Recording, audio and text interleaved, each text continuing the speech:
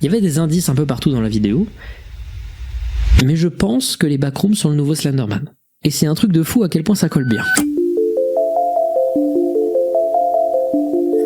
Moi je sais que ça m'a pas mal retourné le cerveau quand j'ai eu cette idée en fait, mais ouais, clairement les backrooms c'est le nouveau Slenderman. Les backrooms et Slenderman, c'est deux creepypastas qui ont pour origine une image, à laquelle on associe une courte histoire facile à diffuser. Les deux sont dans des esthétiques en vogue à l'époque, pour les backrooms c'est l'esthétique cursed et liminale, pour Slenderman c'est la creepypasta de monstres dont un représentant était notamment le Rake. Des tonnes de gens au début vont construire à partir de cette image et cette histoire et rajouter leurs éléments au lore, raconter leurs histoires avec des nouvelles images et lentement le même va se propager dans une niche. Puis quelqu'un va créer une série sur YouTube.